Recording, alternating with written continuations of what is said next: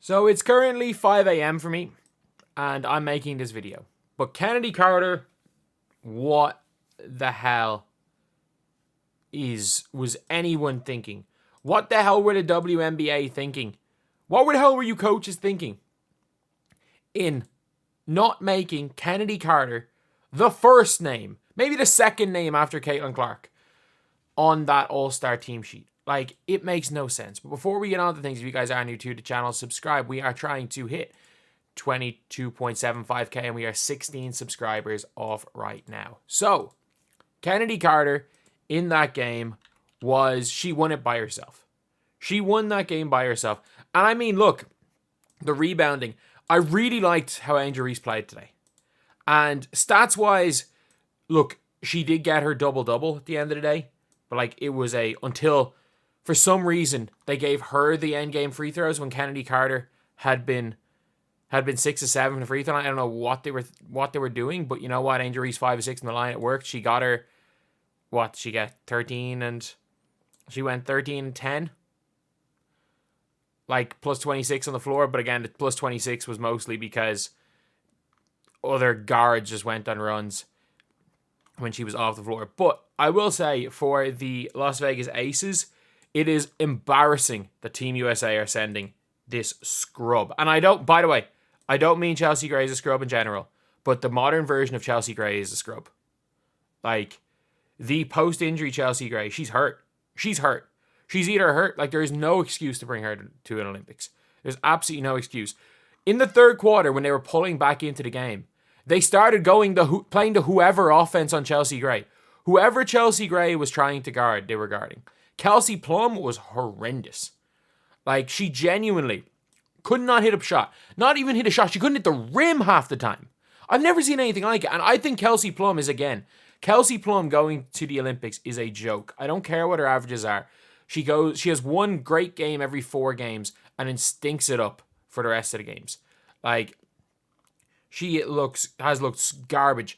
She was brilliant the second time I saw her against the Fever. Every other game I've watched Kelsey Plum play, she has genuinely looked garbage. But, yeah, I just don't rate her very highly. Jackie Young, I thought, played well. I thought this was the most empty calories, what did Asia have, 28 and 14 I've ever seen. It's just, on the defensive end, I thought A'ja Wilson was terrible. I know she blocked 5 shots, but can someone explain to me why they were allowing Angel Reese get post? This is why Angel Reese they were so good with Angel Reese on the floor, is they had to send doubles to Angel Reese, because for some reason, they had Alicia Clark guarding Angel Reese, who couldn't guard post players. Megan Gustafson sat on the bench most of the time, because when Megan Gustafson was on the floor, at least she could guard Cardoso, and it meant that you could put, what's her name on Reese, you could put A'ja on Reese, and anytime A'ja guarded Reese on either end, A'ja cooked. Like, Cardoso locked down A'ja Wilson. I thought she had a really, really good game. I don't care about the plus minus. I don't care about the stats. I thought she had a really good game. She did a really good job. Like, A'ja Wilson really struggled when Cardoso was on the floor. But anytime A'ja Wilson saw Angel Reese, it was like, barbecue chicken alert, I'm going at her. But I thought this is the most empty calories Angel Reese or A'ja Wilson game I've ever seen. You look at the box score and you're like, oh my god, she had 28 and 14. I didn't think she played well. I thought defensively she spent so much time, like, she was her help defensive positioning until 2 possessions to go in the game where she swatted Chennedy Carter. I felt like half Chennedy Carter's drive she could have contested, but she was too busy guarding Cardoso in the 3-point line for some reason. I think a lot of that is on Becky Hammon. I think playing Chelsea Gray 25 minutes is crazy. Hopefully Kate Martin's okay. And I think giving Megan Gustafson 11 minutes in that game was the reason why they lost the game. Tiffany Hayes, again, they probably were going to win that game if Tiffany Hayes doesn't go down, but you got to give credit where credit's due to this guy. Marina Mabry hit some big shots, but I really did like how Angel Reese played in that game. Screw the stat sheet. I liked the way that she just played ball. Like, she wasn't hunting for the rebounds. She wasn't cherry picking. She got the double-double, but she just played ball. And down the stretch, her 2 offensive rebounds were timely ones. I thought her and Cardoso, when the going got tough, it was, Chennedy Carter, you're taking us home. If Chennedy misses, one of these two's got to clean up. And she got an incredible offensive board where she kind of went in and caught it in the air and went offhand and scored. So, like, that was a huge possession. So, I got to say, like, I think the Rookie of the Year race is over. I do think it... I think she's definitely, like, not winning the Rookie of the Year race as of right now. I don't think this game affects the Rookie of the Year race. Like, it was a 13-10 game, and it was a Chennedy Carter masterclass. But it's not over tonight. It could be over tomorrow. If Caitlin Clark's another masterclass. But I think that is now... Like, there is a very much... I don't know what the hell happened to the box score. There is a definite hierarchy when it comes to the Sky. It's like, this is Chennedy Carter's team. And everyone else's job is to make it easier for Chennedy Carter. Chennedy Carter is... Her not making the All-Star team might be one of the biggest snubs in basketball All-Star like selection history. I get why you don't bring her for Team USA, because obviously there probably will be chemistry issues there. But look, she has been there. When it's all said and done, she probably is going to be an All WNBA first team member. She's unguardable. She's absolutely unguardable.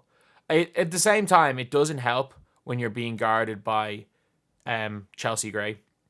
I thought what's her name did well on her. I thought Tiffany Hayes did a good job on her. I actually thought what's her name was really good today, Lindsay Allen. I thought Lindsay Allen was good. But again, Lindsay Allen going ISO on Chelsea Gray. Chelsea Gray's like, look, she's hurt. She's not like Chelsea Gray is historically brilliant. She is playing hurt. And it is a joke that the USA are bringing her to the Olympics. She can barely walk. Like, genuinely. Like, it's like putting me out on the floor at the level that I used to play at pre-Achilles injury when I can hardly walk right now. Like, sorry, no. In general, in life, I'm fine. But, like, whenever I go and play pickup with, like, when guys that come back from the States in college, guys come back pro overseas, guys in our top league, I used to be able to hold my own with those guys. Not be good compared to them, but hold my own. But now if I go on the floor with them, I look like I can't walk. That's what it looks like with Chelsea Gray. Literally, anytime she was caught on an island with anybody, they ISO'd her. But Chennedy Carter, do you want to know why I really respect Chennedy Carter? Her career high is 35 points. She had hit 5 of 6 free throws, or 6 of 7 free throws. The Aces were fouling, and she let them run the free throw play for Angel Reese. The game was over. So the game was over. Like, there was 20 seconds to go and they were up 7. She let Angel Reese get fouled and hit those free throws instead of going for her career high. And that is why I like, look, whatever about the cheap shot situation, and I think that might have been one of the best/worst things that happened to her career. Because Chennedy Carter has had a career where she's just had like lows and lows and lows as far as a lot of the off-the-court stuff. She's been kicked off some teams. She's obviously been an exceptional talent. And then probably hit the lowest point of her career off the court. And what happens? In Chicago, if she was in Atlanta, if she was in LA, especially with the Sparks with Cambage there, she was going to be thrown under the bus. Her teammates and her coach came to defend her. She did something completely indefensible in the cheap shot. And her teammates and her coaches still publicly defended her and still privately defended her. Like, that is... Teaspoon privately defended her. Publicly defended her was Angel Reese.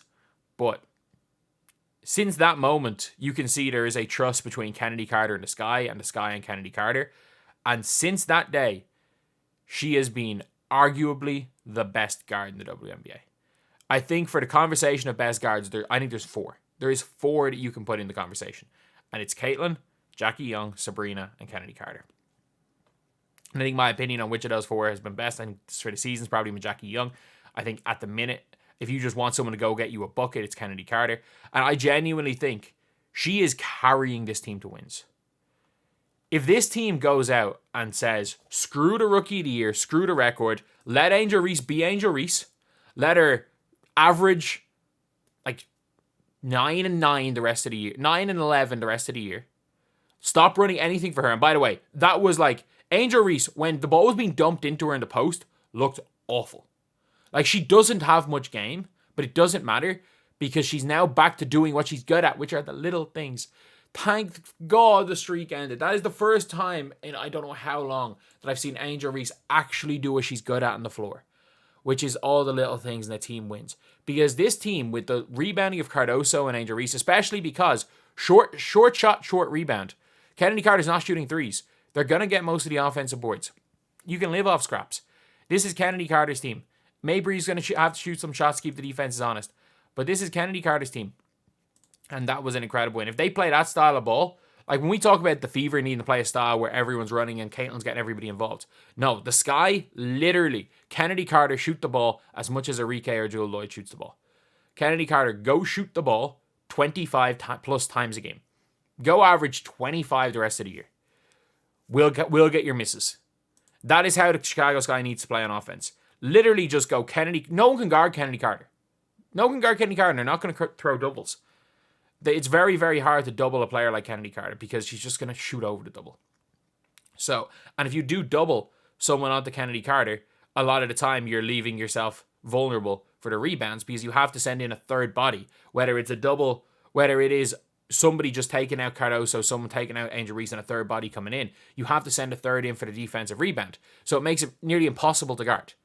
The two rebounders with Kennedy Carter makes it nearly impossible to guard. Look, at the end of the day, this style of play guarantees Angel Reese doesn't win Rookie of the Year, but it means that the Chicago Sky are going to be a hell of a tough team to beat in the playoffs because you've got two of the best rebounders and the most unstoppable guard in the league.